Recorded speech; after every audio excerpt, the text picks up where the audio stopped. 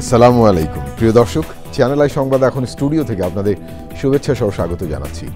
আর পুরো সংবাদ জুড়েই আপনাদের সঙ্গে থাকব আমি সাইদুর রহমান। আশা করছি আপনারা আমাদের সঙ্গে থাকবেন। এখন সবার আগে শুনুন যথারীতির ফ্রেশ আটা ময়দা সুজি সংবাদ শিরোনাম। নাম পরিবর্তনের 17 বছর পর জামায়াতের লোগোতেও পরিবর্তন। লোগো থেকে আল্লাহ ও ইকামাতে দিন বাদ দিয়ে যুক্ত হচ্ছে কলম বই সূর্য। শেখ হাসিনার বিরুদ্ধে মানবতা বিরোধী মামলার শেষ সাক্ষী তদন্ত কর্মকর্তার সাক্ষ্য শুরু। ছাত্র জনতার উপর গুলিবর্ষণে 1 ডজন ভিডিও উপস্থাপন। খাগড়াছড়িতে পরিস্থিতি নিয়ন্ত্রণে অনির্দিষ্টকালের জন্য 144 ধারা জারি। সেনাবাহিনীর টহলের পাশাপাশি 7 প্লাটুন বিজিবি মোতায়েন। বিমান বাহিনীতে যুক্ত হচ্ছে নতুন বিমান ও অস্ত্রসহ প্রযুক্তিগত সরঞ্জাম। আন্তর্জাতিক পর্যায়ে ভাবমূর্তি উন্নয়নে নিরলস প্রচেষ্টায় গুরুত্ব আরোপ। সবুজে সাজাই বাংলাদেশ স্লোগানে ফরিদপুরে প্রকৃতি ও জীবন ক্লাবের বৃক্ষরোপণ। সবুজায়ন অভিযাত্রায় যুক্ত হচ্ছে নতুন প্রজন্ম। এবং এশিয়া কাপের ফাইনালে মুখোমুখি হতে যাচ্ছে ভারত ও পাকিস্তান। দুবাই ইন্টারন্যাশনাল ক্রিকেট স্টেডিয়ামে ম্যাচ শুরু রাত 8:30টায়।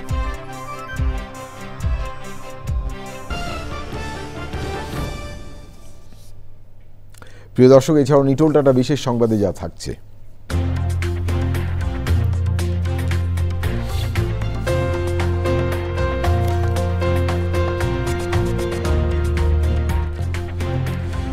চীনের গুইজু প্রদেশে বিশ্বের সবচেয়ে উঁচু সেতু যানবাহনের জন্য খুলে দেওয়ার খবর।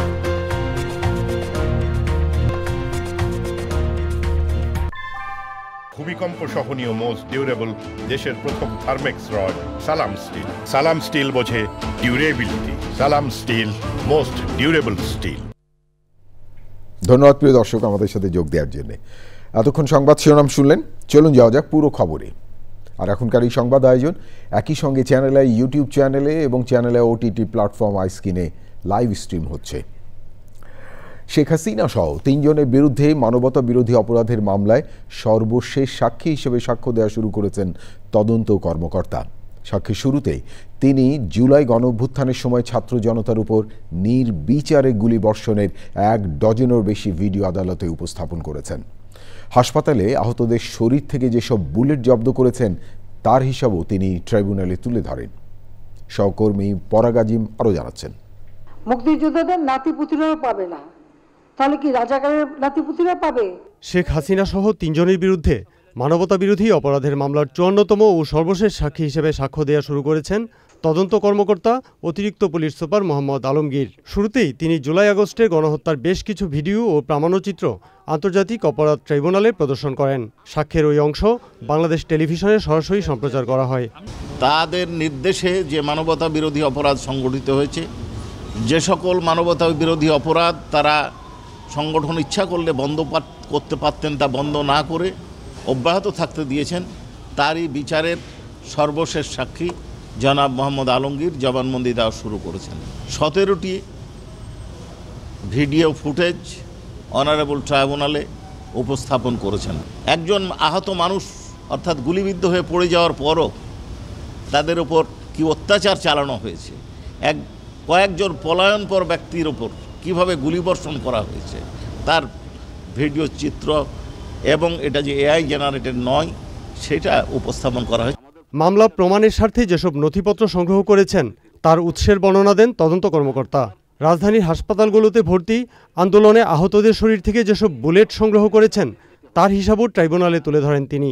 তার সাক্ষ্যের বাকি অংশ শেষ হওয়ার পর জেরার মাধ্যমে শেষ হবে স্বাক্ষর গ্রহণ পর্ব। পরাগ আজিম, চ্যানেল আই, ঢাকা।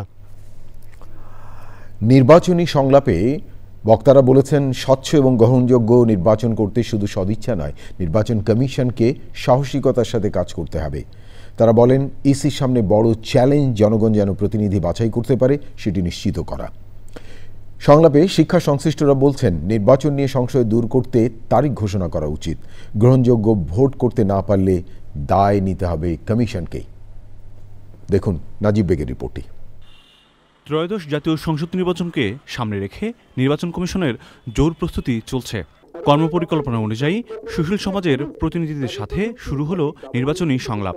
নাগরিক সমাজের প্রতিনিধিরা বলেছেন, নির্বাচন নিয়ে মানুষের প্রত্যাশা পূরণে ইসিকে কঠোর হতে হবে।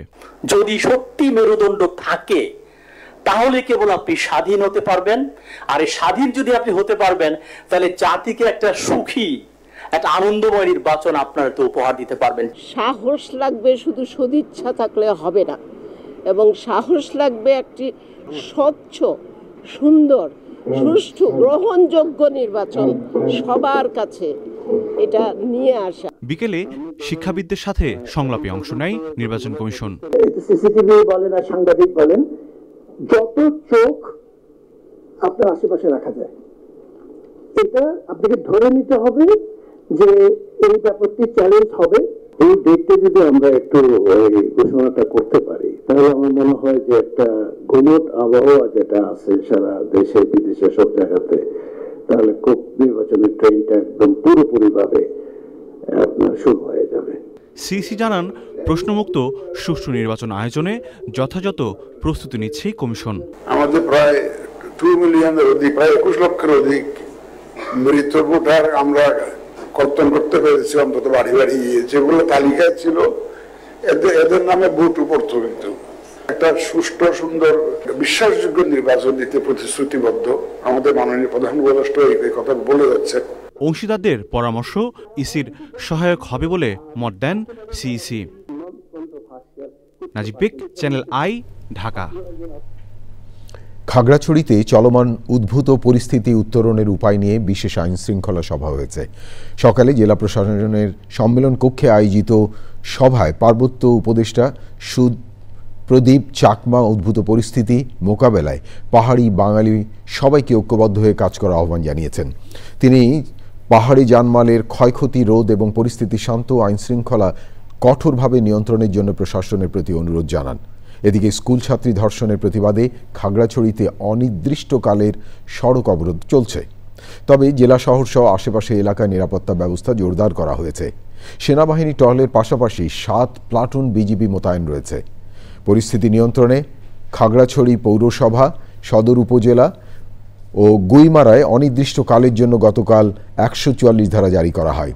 জেলা প্রশাসক এবিএম ইফতেখারুল ইসলাম খন্দকার জানিয়েছেন, পরিস্থিতি উন্নতি না হওয়া পর্যন্ত 144 ধারা বহাল থাকবে।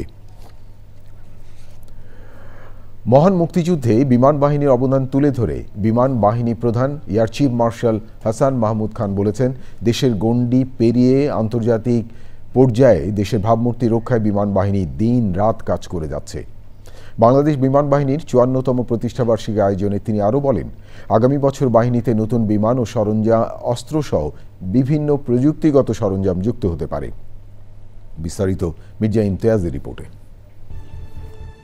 মহান মুক্তিযুদ্ধের সময় 1971 সালের 28শে সেপ্টেম্বর ভারতের নাগাল্যান্ডে একটি করে অটার, ড্যাকোটা বিমান ও অ্যালুয়েট হেলিকপ্টার সহ 57 জন সদস্য নিয়ে গঠন করা হয় বাংলাদেশ বিমান বাহিনীর কিলো ফ্লাইট, যার নেতৃত্ব দেন তখনকার স্কোয়াড্রন লিডার সুলতান মাহমুদ। সেই থেকে 28শে সেপ্টেম্বর বিমান বাহিনী দিবস।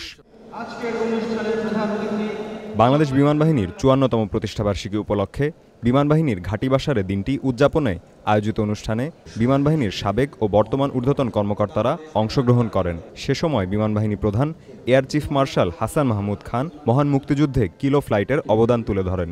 এই কিলো ফ্লাইটের মূল কারিগর ছিলেন মুক্তিযুদ্ধের উপ অধিনায়ক গ্রুপ ক্যাপ্টেন A.K. খন্দকার, যার নামের অধ্যক্ষর কে বা কিলো ফ্লাইটের নামকরণে করা হয়। পরবর্তীতে এই কিলো ফ্লাইটের অধিনায়ক হিসেবে অপারেশন পরিচালনা করেন উইং কমান্ডার সুলতান মাহমুদ। নবগঠিত এই বাহিনীর অকুতোভয় সদস্যগণ 3টি সাধারণ বিমান আর হেলিকপ্টারকে রূপান্তরিত করেন বিধ্বংসী যুদ্ধ বিমানে। বাহিনীর সাফল্যের পাশাপাশি দক্ষতা ও মান উন্নয়নের জন্য নেওয়া বিভিন্ন পদক্ষেপের বিষয়ও জানান তিনি। এখন শুধু নীতি নির্ধারণী পর্যায়ে নয়, দেশের সাধারণ মানুষও একটি শক্তিশালী ও আধুনিক বিমান বাহিনীর প্রয়োজনীয়তা গভীরভাবে উপলব্ধি করছে, যা দেশের স্বাধীনতা ও সার্বভৌমত্ব রক্ষার পাশাপাশি অভ্যন্তরীণ অর্থনৈতিক প্রবৃদ্ধিকেও সহায়তা করবে বলে আমি আশা করি। অনুষ্ঠানে বিমান বাহিনীর air vision skies of tomorrow বইয়ের মোড়ক উন্মোচন করেন বিমান বাহিনী প্রধান। Mirza Imtiaz, channel I, Dhaka. মহান স্বাধীনতা যুদ্ধেও 1971-এর 3রা ডিসেম্বর আক্রমণ শুরু করেছিল বিমান বাহিনী। বিমান বাহিনীর আক্রমণ বাংলাদেশে আকাশসীমায় পাকিস্তানি বাহিনীর উড্ডয়ন ক্ষমতা এবং স্থলবাহিনীর রসদ সরবরাহ বন্ধ করতে সহায়তা করে। এর কয়েকদিনের মধ্যেই 1971 সালে 16 ডিসেম্বর আত্মসমর্পণ করে পাকিস্তানি হানাদার বাহিনী। অভ্যুদয় ঘটে স্বাধীন সার্বভৌম বাংলাদেশের। প্রিয় দর্শক, দেখুন ওবায়দুল রশিদের রিপোর্টটি। বাংলাদেশের মহান মুক্তিযুদ্ধের সময় পাকিস্তান বিমান বাহিনীর ৪৫ জন অফিসার ও ক্যাডেট পাকিস্তান বিমান বাহিনী ত্যাগ করে বাংলাদেশের মুক্তিযুদ্ধে অংশ নেন। ৬৭৩ জন বিমান সেনাও পাকিস্তান বিমান বাহিনী ত্যাগ করে অংশ নেন মুক্তিযুদ্ধে। ওই সময়ে পাকিস্তানি বাহিনীকে আকাশপথে প্রতিরোধের ব্যবস্থা না থাকায় পাকিস্তান ত্যাগী অফিসার, ক্যাডেট ও বিমান সেনারাই বাংলাদেশ বিমান বাহিনীর বীজ বপন করেন। একটি করে DC-3 অর্টার ও অ্যালোয়েড হেলিকপ্টার নিয়ে যাত্রা শুরু হয় বিমান বাহিনীর। আসামের পরিত্যক্ত বিমানক্ষেত্র ডিমাপুরে চলে 2 মাসের প্রশিক্ষণ। মুক্তিযুদ্ধের সময়ে বাংলাদেশ সশস্ত্র বাহিনীর উপপ্রধান AK খন্দকারের নামানুসারে গঠন করা হয় বাংলাদেশ বিমান বাহিনীর কিলো ফ্লাইট, যার নেতৃত্ব দেয়া হয় মুক্তিযুদ্ধে 1 নম্বর সেক্টরের অপারেশন কমান্ডার স্কোয়াড্রন লিডার সুলতান মাহমুদকে। চট্টগ্রামের মদুনাঘাট বিদ্যুৎ সাবস্টেশনে আক্রমণের সময় তিনি আহত হয়ে আরোগ্যের পথে ছিলেন। আমি গণবাহিনীটা দেখাশোনা করে শুরু করলাম, গেরিলা ফোর্স অফ সেক্টর 1। আমি একটা অপারেশন ঠিক করলাম যে যাতে প্রাথমিকভাবে পাকিস্তানিদের একটা ধাক্কা দেওয়া যায়। প্রথম স্ট্রাইকে হিট দ্য ট্রান্সফর্মার, সবচেয়ে বড় যেটা কাছে ছিল। কিলো ফ্লাইটের অন্য অফিসারদের মধ্যে ছিলেন flight lieutenant Shamsul Alam, flight lieutenant Badrul Alam, captain Abdul Khalek, captain Shahabuddin, captain Akram, captain Sharfuddin, captain Kazi Abdul Sattar এবং ক্যাপ্টেন আব্দুল মুকিত। আমার প্রথম কাজ যেটা হয়েছে তাদের ফিজিক্যাল ফিটনেস দেখানো, তারপরে আমি এয়ারক্রাফটের দিকে মনোযোগ দিলাম। যে কাজটা প্রথম করতে হয়েছে সেটা হলো ওই জাহাজগুলিকে, যে জাহাজে দেওয়া হয়েছে ওইটাকে যুদ্ধ জাহাজ হিসেবে তৈরি করা। 3রা ডিসেম্বর 1971 প্রথম অভিযান। ভারতের কৈলাসহর বিমান ঘাঁটি থেকে মধ্যরাতে অত্যন্ত সাহসিকতার সাথে বাংলার আকাশসীমায় প্রবেশ করে ফ্লাইট লেফটেন্যান্ট শামসুল আলম ও ক্যাপ্টেন আকরামের নেতৃত্বে একটি অর্টার প্লেন থেকে রকেট ছুড়ে চট্টগ্রাম তেল ডিপো ধ্বংস করা হয়। ভারতের আগরতলার পূর্বে তেলিয়ামোড়া পাহাড়ি এলাকার একটি টিলার ওপর থেকে অ্যালোয়েড হেলিকপ্টার নিয়ে নারায়ণগঞ্জে অভিযান শুরু করেন স্কোয়াড্রন লিডার সুলতান মাহমুদ ও ফ্লাইট লেফটেন্যান্ট বদরুল আলম। নারায়ণগঞ্জের গোদনাইল তেলের ডিপোতে সফল আঘাত হেনে ধ্বংস করে দেওয়া হয় ডিপো। যে শকটা আমি গ্রাউন্ড ফোর্স হিসেবে দিয়েছিলাম চিটাগং পাওয়ার স্টেশন অ্যাটাক করে, ঠিক একই ধরনের একটা জিনিস এসছে যে আমাদের এখন এয়ারফোর্স আছে। ওই শকটাই তাদের কাছে সবচেয়ে বেশি ডিসহার্টনিং ছিল, এবার মোরাল স্ট্রেংথ হিসাবে, এবং আমাদের জন্য খুবই একটা ভালো কাজ হয়েছিল। সবাই খুব খুশি যে আমাদের এয়ারফোর্স, আমাদের বলতে Bangladesh air force was the first two strike and start the war. প্রথম সফল অভিযানের পর আরও 12 দিন পাকিস্তানি বাহিনীর ওপর আক্রমণ চালায় বাংলাদেশ বিমান বাহিনী। এই অভিযানগুলো মুক্তিযুদ্ধের চূড়ান্ত বিজয় ত্বরান্বিত করে। 1971-এর 28 সেপ্টেম্বর গঠিত কিলো ফ্লাইটই বর্তমানে বাংলাদেশ বিমান বাহিনী। সময়ের সাথে সাথে আরও উন্নত ও আধুনিক হয়ে বাংলাদেশ বিমান বাহিনী আকাশ প্রতিরক্ষায় একটি শক্তিশালী বাহিনীর নাম। Obaidul Rashid, channel I, Dhaka. শতাব্দীর পর শতাব্দী ধরে চলতে থাকা অদূরদর্শী কর্মকাণ্ডে সভ্যতা যখন হুমকিতে, তখন বিশ্বজুড়েই সবুজায়নে গুরুত্ব আরোপ। এরই ধারাবাহিকতায় দখল দূষণে জেরবার বাস্তুতন্ত্র পুনরুদ্ধারে সবুজে সাজাই বাংলাদেশ স্লোগানে ফরিদপুরেও বৃক্ষরোপণ ও চারা বিতরণ করেছে প্রকৃতি ও Jibon club. Mobile network operator Bangla লিংকের সহায়তায় সবুজায়ন অভিযাত্রায় যুক্ত হচ্ছেন নতুন প্রজন্ম সহ নানা শ্রেণী পেশার মানুষ। প্রিয় দর্শক, সাদাত হোসেন তিতু তথ্য ও ভিডিও চিত্র নিয়ে রিপোর্ট করছেন আফরোজা হাসি।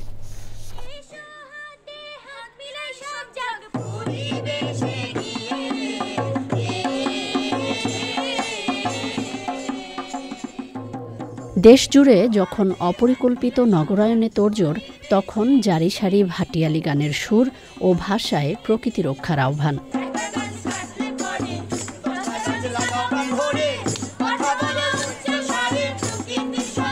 ফরিদপুর শহরতলির বিদ্যালয়গুলোর পাশাপাশি দুর্গম চরাঞ্চলেও প্রকৃতি ও জীবন ক্লাবের সবুজায়ন। সবুজে সাজাই বাংলাদেশ এই প্রতিপাদ্যে ফরিদপুরে বৃক্ষরোপণ কর্মসূচি পালন করেছে প্রকৃতি জীবন ক্লাব। একটি সবুজ পরিবেশে যখন মানুষ বড় হয় তখন কিন্তু তার রোগবালাই অনেক কমে যায়। গবেষণায় দেখা গেছে প্রায় 55% রোগবালাই কমে যায় যদি সবুজের মধ্যে তার জীবন প্রবাহিত হয়।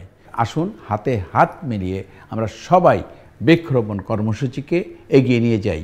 বাংলালিংকের সহায়তায় বিভিন্ন শিক্ষা প্রতিষ্ঠানে সবুজ উৎসবে বৃক্ষায়নের অঙ্গীকার। তবে শুধু বৃক্ষরোপণই নয়, পরবর্তী পরিচর্যা ও নজরদারিতেও গুরুত্ব আরোপ করা হয়। এই সুন্দর একটা কর্মসূচি আমরা প্রকৃতি জীবন ক্লাবের মাধ্যমে আমরা আমাদের স্কুলে বৃক্ষরোপণ কর্মসূচিটা পালন করছি। প্রত্যন্ত অঞ্চলে একদম গ্রামের ভিতরে সুন্দর পরিবেশ, এই পরিবেশে বৃক্ষরোপণের কর্মসূচিতে সুন্দর করতে পেরে আমি নিজেকে অনেক ধন্য মনে করছি।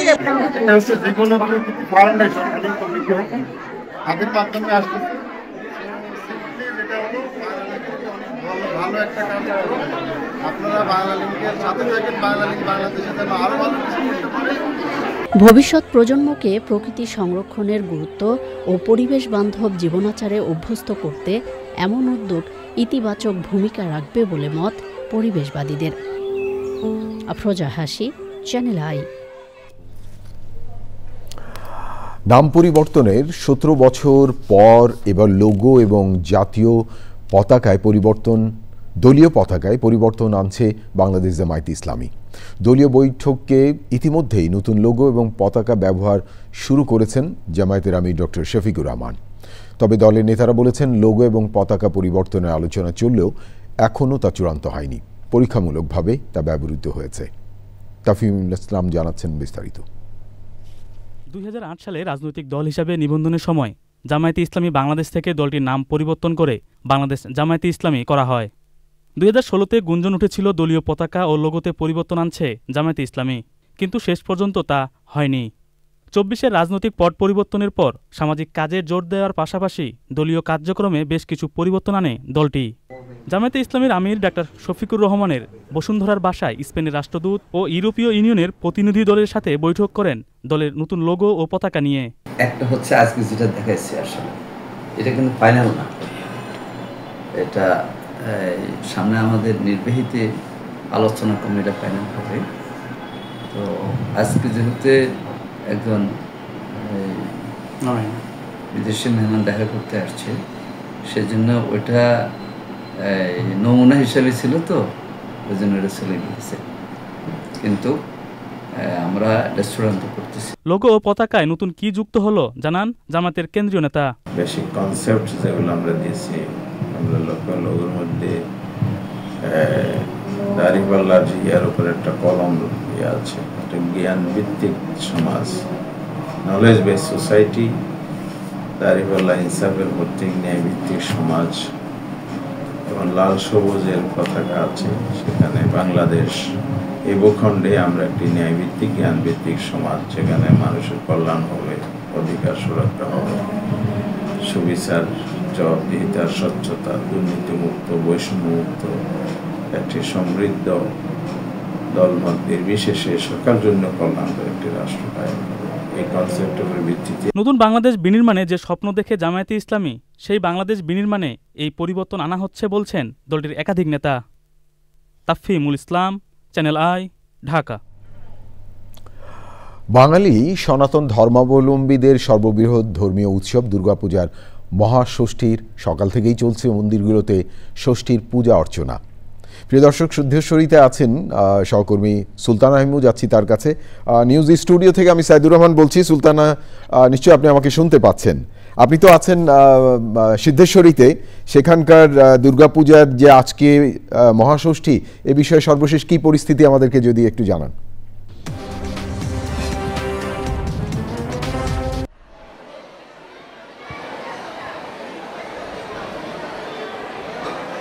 সাইদুর, আমি এই মুহূর্তে রয়েছি রাজধানীর মৌচাকে অবস্থিত সিদ্ধেশ্বরী সার্বজনীন পূজা পরিষদ আয়োজিত সিদ্ধেশ্বরী কালী রমনা মন্দিরে, এবং এখানে চলছে আজ মহাষষ্ঠীর পূজা অর্চনা।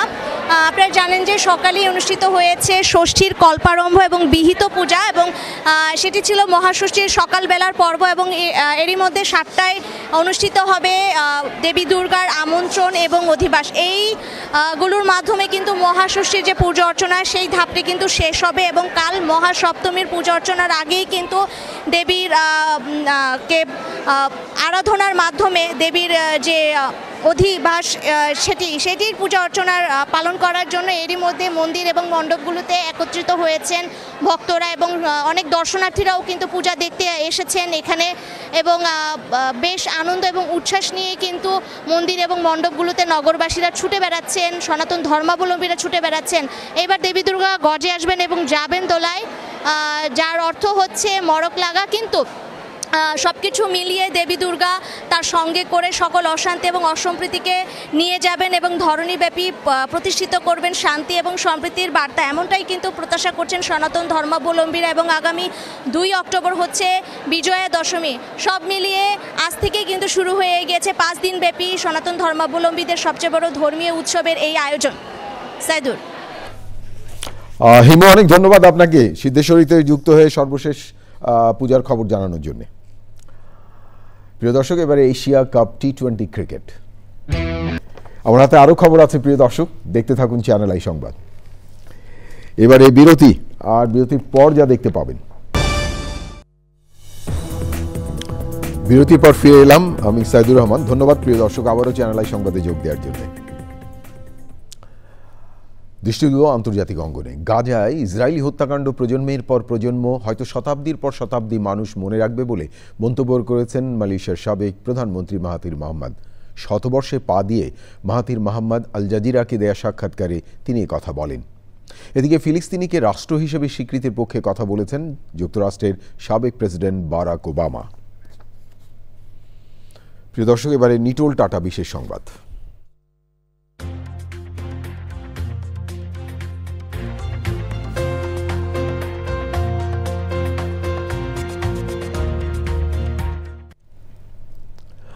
চীনের গুইজু প্রদেশে বিশ্বের সবচেয়ে উঁচু সেতুটি আনুষ্ঠানিকভাবে যানবাহন চলাচলের জন্য খুলে দেওয়া হয়েছে। চীনের রাষ্ট্রীয় টেলিভিশন সিসিটিভি জানিয়েছে হুয়াজিয়াং গ্র্যান্ড ক্যানিয়ন ব্রিজ নামে সেতুটি বিশ্বের সর্বোচ্চ এবং পাহাড়ি এলাকায় নির্মিত সবচেয়ে দীর্ঘ স্প্যানের সেতুর রেকর্ড গড়েছে। এর দৈর্ঘ্য 2890 মিটার, মূল স্প্যান 1420 মিটার। নদীর ওপর থেকে 625 মিটার উঁচুতে নির্মিত এই সেতুর নির্মাণ কাজ শুরু হয়েছিল 2022 সালের শুরুর দিকে।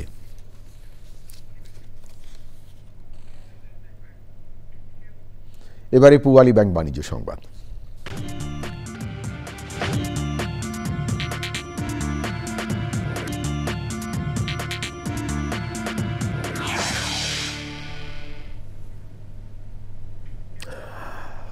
জনপ্রিয় অভিনেত্রী মাসুবা রহমান নাবিলা ও ভিট বাংলাদেশের মধ্যে একটি চুক্তি হয়েছে। রাজধানী গুলশান 1-এ রেকিড বেনকিজার পিএলসির প্রধান কার্যালয়ে এই চুক্তি হয়। স্কিন হাইজিন সচেতনতা বৃদ্ধি ও ব্যবসার প্রসার ঘটাতে ভিট বাংলাদেশে সকল কার্যক্রমের অ্যাম্বাসেডর হিসেবে কাজ করবেন অভিনেত্রী নাবিলা। অনুষ্ঠানে অভিনেত্রী নাবিলা সহ ছিলেন রেকিড বেনকিজারের ম্যানেজিং ডিরেক্টর ডিসাল Gupta, senior marketing manager Salauddin Ahmed, senior brand manager Nishat Tamanna Mou এবং রেকিড এর ঊর্ধ্বতন কর্মকর্তারা। প্রিয় দর্শক, থাকুন চ্যানেলের সঙ্গে, ফিরছি একটু পরে আরও খবর নিয়ে। আবারও বিরতি, আর বিরতির পর যা দেখতে পাবেন।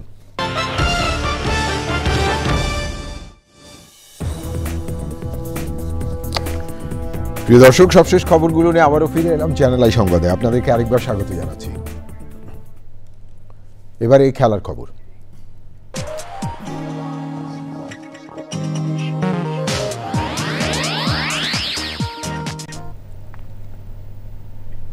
প্রিয় দর্শক, এখনকার খেলার খবরে পুরোটা জুড়ে রয়েছে ক্রিকেট।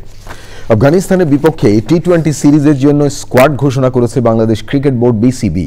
চোটের কারণে 16 সদস্যের এই স্কোয়াড থেকে বাদ পড়েছেন অধিনায়ক লিটন দাস, আর তার পরিবর্তে সিরিজে নেতৃত্ব দেবেন জাকির আলী অনিক। প্রিয় দর্শক, এই ছিল আপনাদের জন্য আমাদের সকল আয়োজন। তবে যাবার আগে ফ্রেশ আটা ময়দা সুজি সংবাদ শিরোনাম আরও একবার। নাম পরিবর্তনের 17 বছর পর জামাতের লোগোতেও পরিবর্তন। লোগো থেকে আল্লাহ ও ইকামাতের দিন বাদ দিয়ে যুক্ত হচ্ছে কলম বই সূর্য। শেখ হাসিনার বিরুদ্ধে মানবতা বিরোধী মামলার শেষ সাক্ষী, তদন্ত কর্মকর্তার স্বাক্ষর শুরু। ছাত্র জনতার উপর গুলিবর্ষণে 1 ডজন ভিডিও উপস্থাপন। খাগড়াছড়িতে পরিস্থিতি নিয়ন্ত্রণে অনির্দিষ্টকালের জন্য 144 ধারা জারি। সেনাবাহিনী টহলের পাশাপাশি 7 প্লাটুন বিজিপি মোতায়েন। বিমান বাহিনীতে যুক্ত হচ্ছে নতুন বিমান ও অস্ত্রসহ প্রযুক্তিগত সরঞ্জাম। আন্তর্জাতিক পর্যায়ে ভাবমূর্তি উন্নয়নে নিরলস প্রচেষ্টায় গুরুত্ব আরোপ। সবুজে সাজাই বাংলাদেশ স্লোগানে ফরিদপুরে প্রকৃতি ও জীবন ক্লাবের বৃক্ষরোপণ। সবুজায়ন অভিযাত্রায় যুক্ত হচ্ছে নতুন প্রজন্ম। এবং এশিয়া কাপের ফাইনালে মুখোমুখি হতে যাচ্ছে ভারত ও পাকিস্তান। দুবাই ইন্টারন্যাশনাল ক্রিকেট স্টেডিয়ামে ম্যাচ শুরু রাত 8:30টায়।